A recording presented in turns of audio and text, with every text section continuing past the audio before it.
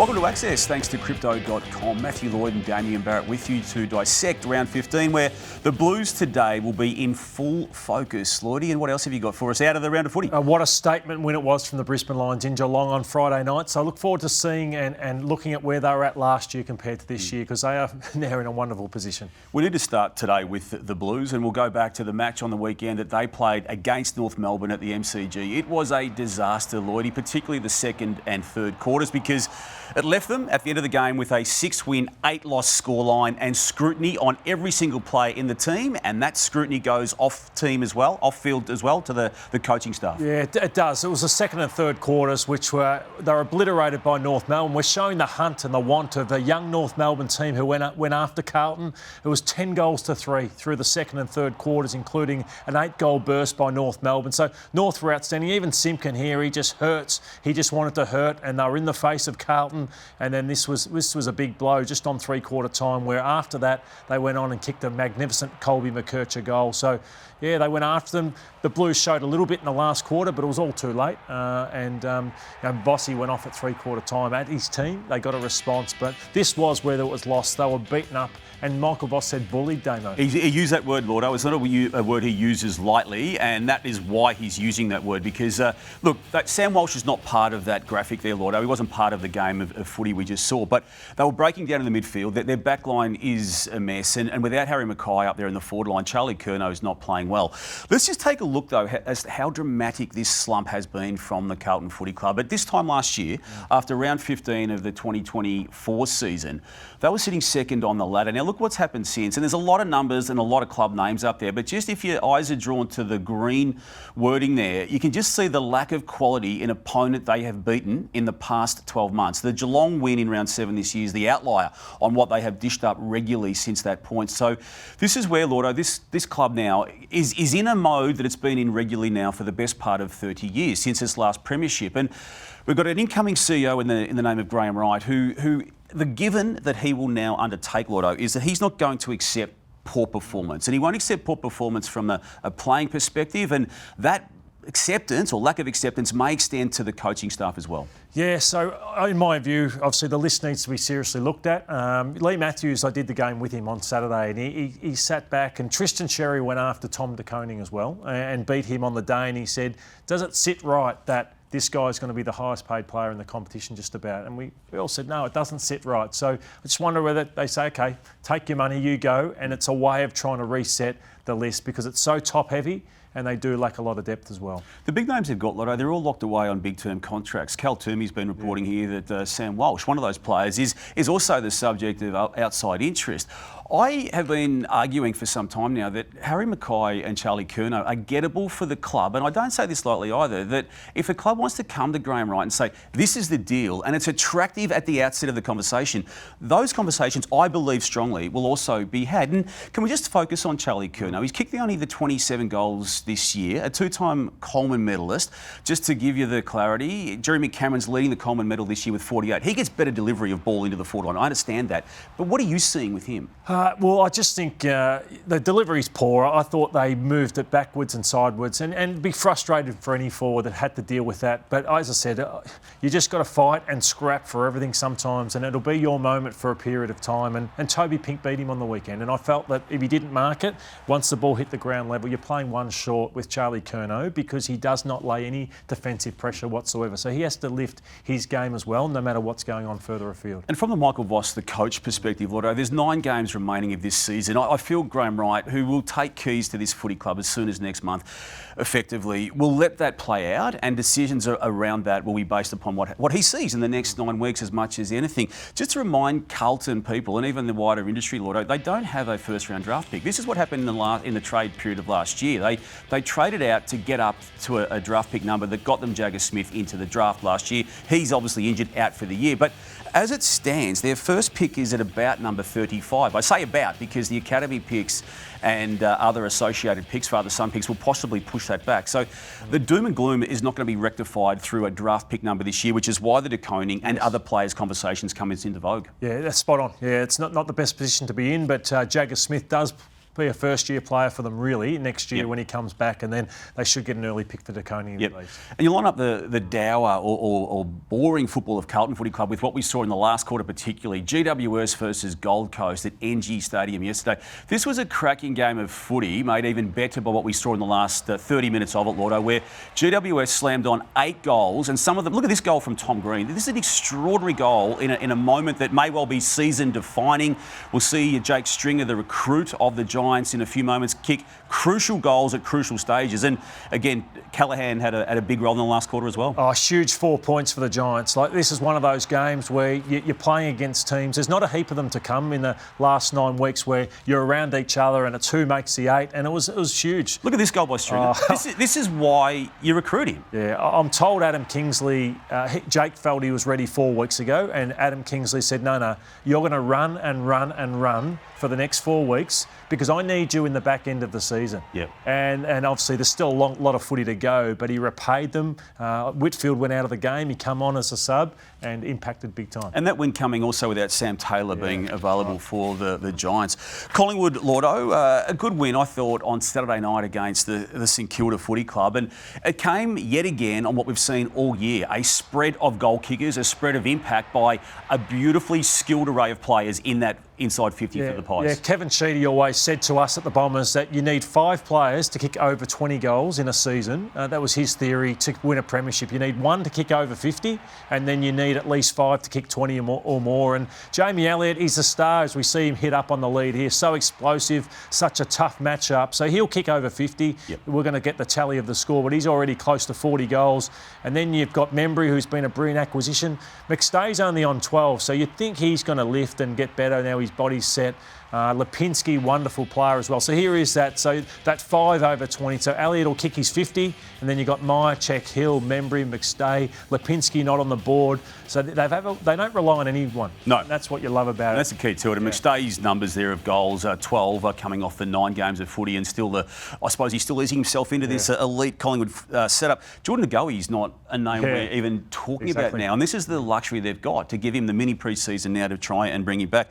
Lordo, the Crypto.com bold call of the day, it's to you again. It's also Collingwood related. It is, and the bold call is that Darcy Cameron is the second most important player at Collingwood behind Nick Dacos. So if he was to go down, it would be Mason Cox plus some rookie ruckman, and I just love what he does. And a lot of clubs don't draft ruckman in the first round because they take too long to develop, and you just go and poach them from somewhere else. And what a pickup he's been from the Sydney Swans. He's just getting better and better and better. And it's why all the West Australian clubs want him because of what he does. And I just love seeing him, Damo, just push forward on Marshall. And I thought he was a brilliant performance on Saturday night. And that's another Graham Wright acquisition when he was at Collingwood to move Brodie Grundy out of the Pies to get him in. I raise that because that's the sort of decisions that Graham Wright will be doing. Although sometimes we can overcomplicate this game and talk about contest and clearance and inside 50s and metres gained. And sometimes it's as simple as having your best players available. Sydney Swans did on the weekend when Errol Goulden and Tom Papley and Callum Mills returned, and they beat in a very good win against Port Adelaide. What I liked about it seemed like a Sydney Swans game that we've come and respect them for. So it was their defensive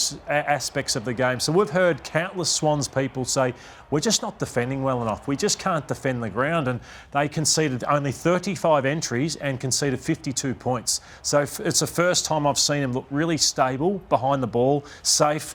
That might just be that you've got a few parts in place like Mills behind the ball to help Blakey. Dane Rampy looked more confident than I've seen him play before. So I think that was the aspect of the game that I loved most for the Sydney Swans. They should have won this by 60, 70 points if they had a kick straight. Yeah, I agree with that. And those guys to which I refer, Lordo, were just to see Goulden back for his first game this year. The injury that he sustained earlier in the season was outside of the premiership season competition, and they just looked immediately better. It's no surprise. I mean, he's a class act. He's only 22 years of age and he's a 2-time All-Australian winner already.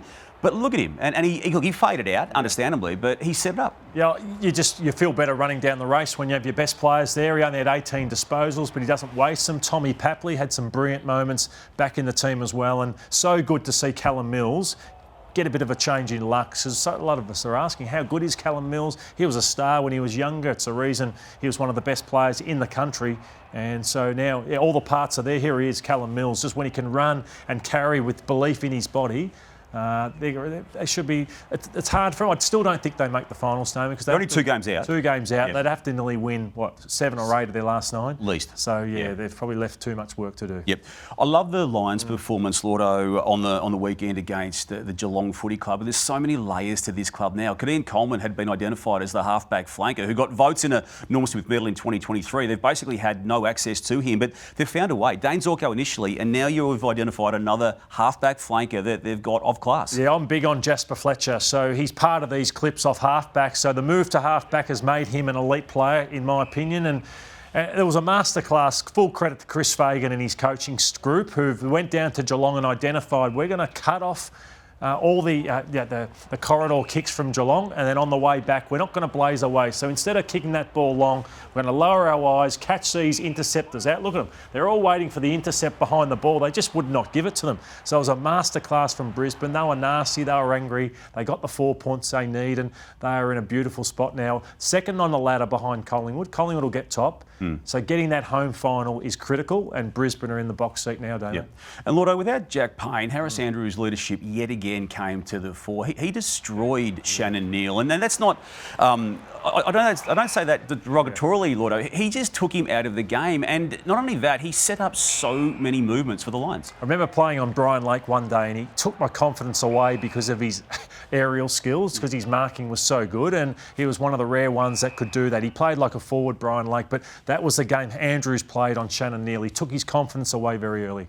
Yep. Look at contrasting fortunes in the space of 12 months. We just looked at the Blues, and if we take a look at the Lions, Lordo, again, they won the premiership last year, but they did it from a position of basically only 4 wins to the bye period of last year. They played less games going into the bye, but what they've been able to do since is quite extraordinary, and that win against the Cats on Friday night has just reinforced their position that they are there to take a back-to-back flag. Yeah, good to see Rayner in top form. Zach Bailey did what he did. Kai Lohmann showed some fantastic signs early, who's been a missing piece of the puzzle this year. So, yeah, they're flying now. And speaking of availability of your best players and your key players, both Sam Darcy and Marcus Bontempelli are now gelling together in the same Western Bulldogs team. They won by 79 points against Richmond. It could have quite easily been 135 points, Lotta. Yeah, Bont, 36 disposals and 3 goals. And then Darcy, 19 possessions for a key forward and 5 goals too. And what I like, they put it to the favoured side of him. And this is like, say, for example, the big kid in the under-18s, but he's doing it at AFL level. Just put it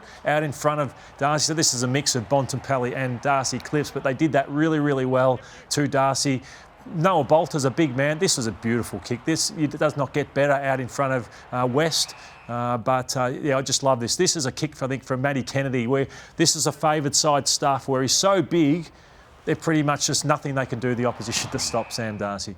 And 5 goals for Sam Darcy. It's almost just considered a normal outcome now, given the lack of quality in the opponent that they played yesterday. Close to unstoppable. Jamarra Ugle-Hagan, Lordo, we learnt last week he was allowed back into the Western Bulldogs operations. He'd spoken prior to arriving back at the kennel to both Mitch Robinson and Reith Matheson on Rip Through It. I'm not going anywhere at the moment. No, I'm definitely not thinking of it either, because I'm obviously still contracted with the Doggies. Yeah. I still want to play for them. I want to win a flag. Yeah. And that could be like you added into that team. And then Sam Darcy comes back in. Like, yeah, Crazy. I think we should be sweet. Hopefully. That's actually. It remains the longest of long shots, Lordo, that he actually plays a game for the Bulldogs this year. But if he can just maintain a month of just getting himself right again, playing 1, 2, 3, maybe 4 games in the VFL, there's enough runway left for him to still potentially have the most surprising of comebacks. Yeah, I don't see him as a factor for the Dogs this year, but I do look at big picture stuff, and I just hope him getting back in the AFL system is what he needs to do, because it's a lonely world out there if he doesn't have football and he doesn't have the day-to-day structure in his life, and I think that's what he desperately needs more than anything. It's good for him and the Bulldogs that he's is. back doing it, regardless of whether he actually gets to play another game of football. Let's take a look at the learnings that we've both made out of round 15, Lotto. I love what Luke Jackson's done in the past 6 weeks. He destroyed Essendon on Thursday night, and he's in as good a form as he's been in his whole career. We've seen the Gold Coast Suns move before. I say that they've now lost 3 in a row, the most recent one being against Gold Coast, and they're dodgy right now when it comes to their finals hopes. And I just thought Geelong was just so bad that you just erase it from memory, and I think the players will intend to do that against the Lions. Yeah, agree with that. The Saints, they tried hard against Collingwood. I don't question their resolve. They just need to keep going to the draft and getting quality players in. Port Adelaide just not good enough, so they are where they deserve to be. Lost to the Sydney Swans in a damning loss. And the Bombers, I'm big on this, judge hard in July, so that the injuries are papering over a few cracks there, I think. So I look forward to when all their players are there, that we can judge them fairly. So hold off on the adverse criticism? At the moment, but then after this bye, they get pretty much most of their back line back, and Durham from suspension, and then we can be more critical or just see exactly where they stand in this AFL competition. Okay, let's take a look at how we did with our tipping in the 7 matches of round 15. Look at that. All names on screen got 4 out of the 7, and I just can't make any ground, Lordo, and you're still 2 ahead of me on the tipping for Crypto.com. Thank you for watching Access for Crypto.com. We'll be back next Monday.